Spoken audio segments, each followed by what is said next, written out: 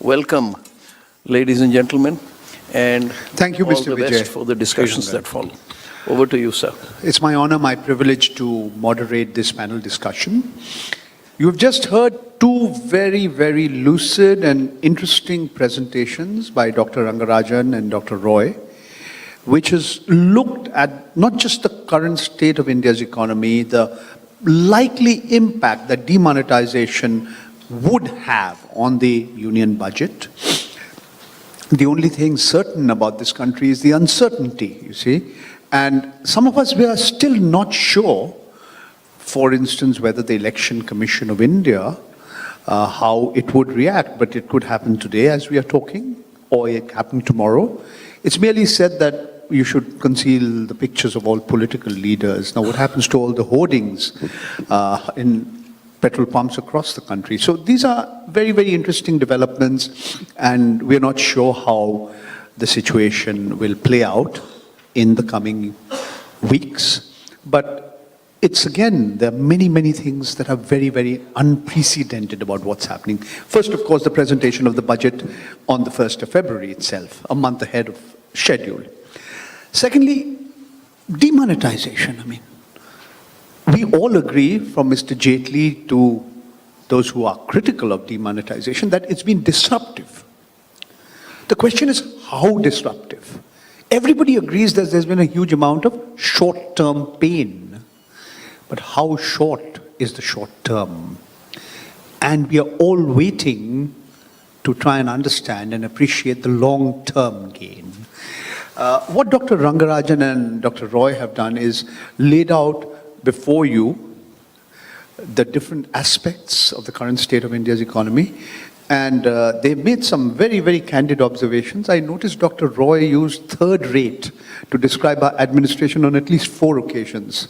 Some would disagree with him and say it could be 4th rate or 5th rate, but then we are all entitled to our opinions. And the whole idea of this discussion is to look at the current state of India's economy and the disruptive impact of demonetization on the budget from different perspectives. We have 3 speakers, and though the earlier panel was a manel, we are very happy that my contemporary from the Delhi School of Economics, Dr. Ashima Goel, is with us. So I thought it might be a good idea to have the 4 individuals who have not spoken, and I'd request them to confine their initial comments to about 10 minutes. We are at this juncture running roughly 15 minutes behind schedule. So what we'll still try and do is conclude everything by about 1:10, maybe 1:15.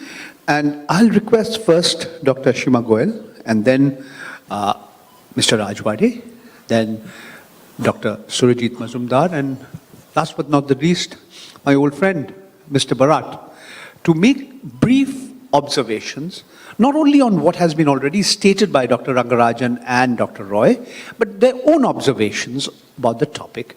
And then after that, we'll have Dr. Roy and Dr. Rangarajan reacting to their comments, and then we'll have an open house discussion where all of you should feel free. You should feel free to ask any questions to any of our panelists over here. Ashima. Thank you, Paranjay. I've often heard you on TV, but it's the first time I'm on a panel that you're moderating. So it's nice to be here. I thank you, EPW, and the Bombay Chamber for this opportunity. It's very nice also to have the opportunity to speak after Dr. Rangarajan. We've often heard him in IGIDR. He sets as usual, he set the context very nicely and then said what should be done, which is how one should approach a problem. And Ratin, of course, was controversial as always and entertaining, but made some substantive comments nevertheless. But, you know, one thing which strikes me is that as the only lady on this panel, I was asked to speak on inclusion and gender. Women, when, I'm normally regarded as a macroeconomist, but as an academician, I do work on other areas, and I have been thinking about these topics also. So I'll take the opportunity to speak a little bit about some unusual ideas in the literature and how they can, because in India we are going through very unusual times, so how they can help us perhaps understand and respond to what is going on here.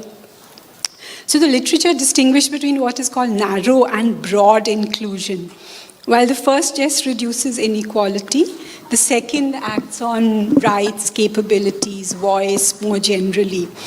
And it tries to make the excluded active participants.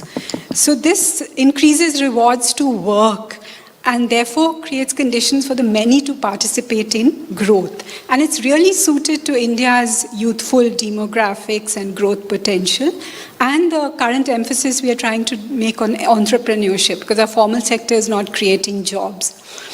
So one attribute of poverty is that you are trapped in a very poor quality of consumption and in goods where there's not much innovation taking place.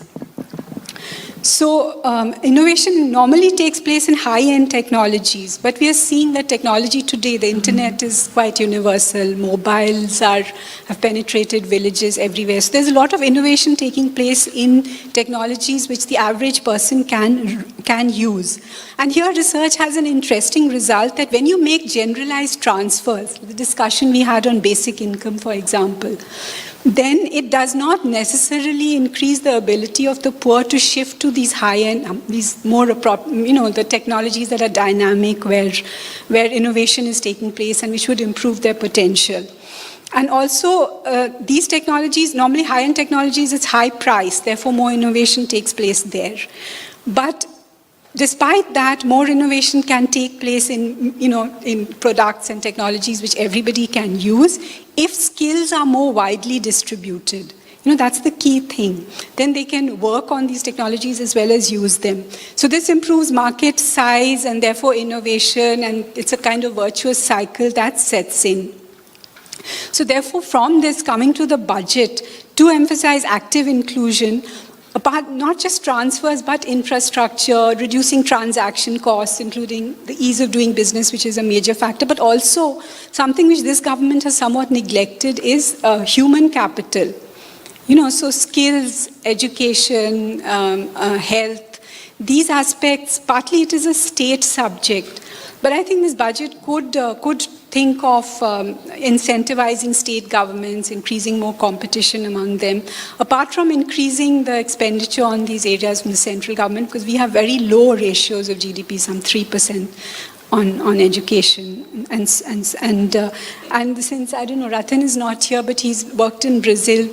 One of the most successful welfare programs has really been this Bolsa Familia, where you had targeted transfers. So this thing about you can't, state capacity, you can't intervene, but with today's technology, it's easy to intervene. So make transfers conditional on spending on education or other aspects. So, and that might be more effective than just a basic, which is sort of giving up on what the government can do and what new technologies can do. Then when we come to gender, there are similar issues, because when you're asked to sort of gender budget, then people come up with long lists of X, Y, Z where the government can spend, which will help women. But all this is sort of small things which don't make a basic difference. The real requirement is to empower women, is to improve conditions for their work and participation in society in general, just as for the youth. And for this, their contributions to society have to be respected. And although we really revile Trump, he has an interesting agenda which says that you should reduce household income tax by the amount of unpaid female care work for up to 2 children and for aged parents. And there's other research, and this would lead to a lot of respect for what women do. What women do is not respected, not regarded as really contributing to society, so it would be a fundamental change. And there is other research which says that if more money is put in the hands of the women, especially in poorer households, it's spent on quality goods that improve the potential of the family, on education, health, etc., while men would blow it up on drink. So if this tax is remitted to women, it might generally, apart from improving the household prospects, I think one of the problems, one of the major issues, as now I'm speaking as a macroeconomist, facing our economy has been that we've not understood. Dr. Rangarajan said this, why has investment slowed? Ever since 2011, 2008 actually, investment has been much below what it was before. Now, after the financial crisis, we had a lot of consumption stimulus given to the economy. But at that time, you had high food prices, and a lot of the consumption went in this area where there were supply bottlenecks and where the goods are not the kind that lead to innovation and a productive cycle. So it just resulted in high inflation, and investment was not stimulated. And industry continues to have excess capacity. So today, a stimulus, there is a potential consumption stimulus in the Pay Commission awards. It should have increased consumption, but we had this demonetization, which has really hit consumption hard because the majority of consumption cash is very important there. We come to the third aspect. I want to talk about the current macroeconomic context and what the budget can do. I think that there is really, since demonetization has sharply reduced consumption, there is a ground for tax cuts and simplifications. And this would help to revive consumption of a kind that leads to more productivity and innovation and investment. And also, one of it would build on what demonetization has been trying to do. Because in India, there's a norm that people escape taxes, only the salaried classes pay, and whoever can does not pay, and these are the clever people. So what demonetization tries to do for the first time is shift to a social norm where everybody pays taxes. So that was the stick that was used. You were attacking tax evaders. But you also need a carrot, which is reduce tax rates. So simplify, rationalize tax rates, and then you can help shift society to a norm where it's the norm that everybody pays low rates of taxes. And I agree that we can't afford to increase our fiscal deficit. It's already quite high. So what makes this feasible? And that is if you are shifting towards a larger tax base, which again, building on demonetization can continue, apart from the short-term windfall gains, if there are any. If you have more information, you can act on it, so you can get more of the income that was escaping tax to pay tax. Only 5% of the income taxpayers pay taxes in our economy. And then in general, if you move towards more digital payments, there's more of a electronic trail, so you have more information. People can't escape service tax, so the service tax base increases. And I think our government is doing some good things. In general, here we hear that foreign investment is really good for us, even portfolio investment, it develops our markets, so they should not pay taxes. But internationally, there's this movement towards base erosion and profit shifting, where it is noticed that a lot of the treaties that were written as capital went out, which were written to prevent double taxation, are being used to pay no taxes. And the other thing which is coming with G20 and so on is the realization that more taxes should be paid where income is earned. So a lot of this capital does not pay taxes in India, and it escapes. So rewriting these treaties so that this kind of loophole is closed is another way the tax base rises. So when the tax base rises, then you can afford to lower rates. And it's very regressive, as our economy as a whole is relying more on indirect taxes than income taxes. And that is very regressive because the poor person also pays indirect taxes, while the rich who escape, most of the very rich escape with black incomes. And therefore, shifting towards lower slabs and more broader base in income tax would help correct this. Then the other aspect, macroeconomic aspect, which is important, is the slowdown in investment. Again, Dr. Rangarajan touched on this. It is crucial, it is critical. But I agree with Ratin that the public sector has been trying for a long time to revive investment. We heard of policy paralysis and e-GOMs and so on and so forth, which is going to revive infrastructure investment. But we are not seeing results in the numbers, and this has been going on since 2009. So we've been trying it for 7-8 years now. So we need to recognize that this is not working. So they need to facilitate private investment. And here we need to recognize that there is a section of corporates that are very stressed, but these are concentrated in infrastructure industries. There's a section of banks which are stressed. These are public sector banks which are majority public sector ownership. So the onus is on that shareholder to pump in more money. And if we see a country that the crisis started with the US and they've come out of it the best. Why? Because they had a package for the car industry, for their banks. So industry revived and banks are able to lend. So I think we had a workshop in IGIDR where we put together different parties. As taxpayers, we don't want to keep funding. Throughout our development, we are funding the public sector, development banks that went bust, now commercial banks. So we need to improve incentives, governance, etc., and share pain. But we need to get lending, and it's very important for SMEs because you talk about markets funding investment, but markets will charge a huge premium for SMEs. Nobody but banks are going to lend to SMEs. And it'll take a long time to set up market facilities that work.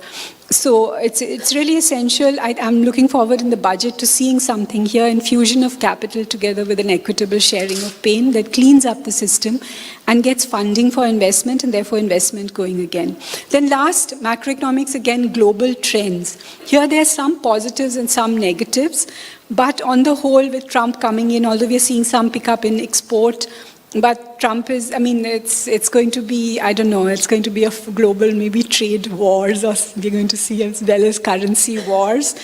But oil prices are rising, which is a negative for us in terms of inflation, but a positive in terms of increasing trade and generally we found it's a puzzle why India did not benefit from the fall in oil prices as much as was expected. And I think it's partly because trade collapsed. So there are, and then the other thing is the US Fed raising rates, and it might hinder a possible monetary stimulus or a cutting of rates because we're worried about inflows going out. Then again, the onus is on the budget. They need to do something to stimulate the economy today because you're watching the international scene and waiting for them to recover and pull growth when we have a large market and we need to keep our domestic market going. And I agree, the kind of consumption goods that have a wide consumption base and at the same time increase productivity and can generate cumulative investment and growth. Thank you.